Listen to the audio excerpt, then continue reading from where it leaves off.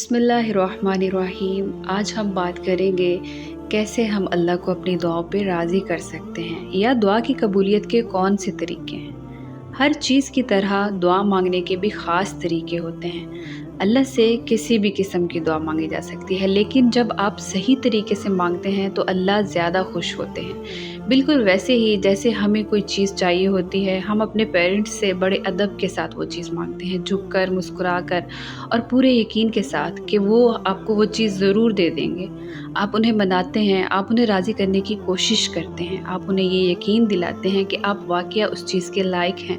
तो अल्लाह को मनाने के भी तरीके होते हैं, और वो तरीके कौन से हैं?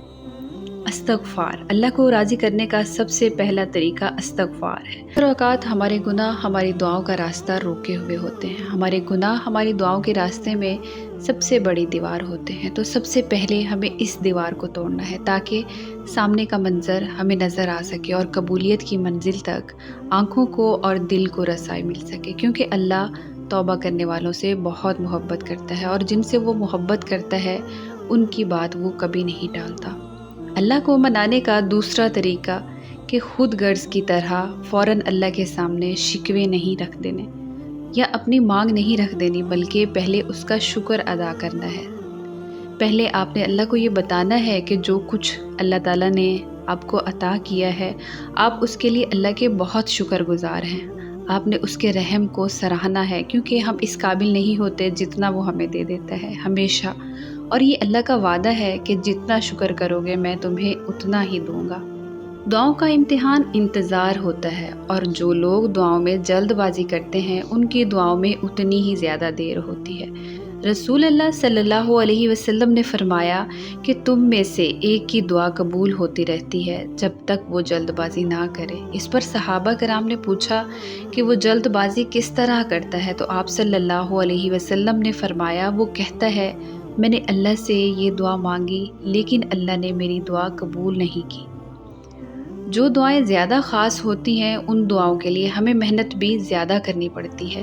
तभी तो पता चलता है कि आप कितनी शिद्दत से उन दुआओं को सच होता देखना चाहते हैं। तो ऐसी दुआएं फ़र्ज़ नमाज़ों के साथ साथ तहज्जुद में भी मांगना ज़रूरी होता है, क्योंकि तहज्जुद के वक्त अल्लाह पहले आसमान पर तशरीफ़ लाता है और फरमाता है, बताओ है कोई मांगने वाला कि मैं उसे दे दूं?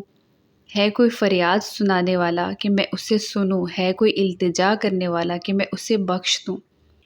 दुआओं की कबूलियत का पांचवा तरीका मुसलसल दुआ मांगना, यानी उठते बैठते चलते फिरते अल्लाह को बताना कि मैं इस चीज़ के इंतज़ार में हूँ, और उन ख़ास लम्हों में दुआ मांगना जो लम्हे अल्लाह ने ख़ुद कबूलियत के बताए हैं। आज़ान और अकामत के दरमियान दुआ मांगना, सजदा करते हुए दुआ मांगना, बारिश में दुआ मांगना, रोज़े की हालत में दुआ मांगना, जुमा के दिन मुसलसल दुआ मांगना, सफ़र में दुआ मांगना, बीमारी की हालत या दर्द की हालत में दुआ मांगना, ये वो लम्हे हैं जिनमें मांगी गई दुआएं कभी रद्द नहीं होती।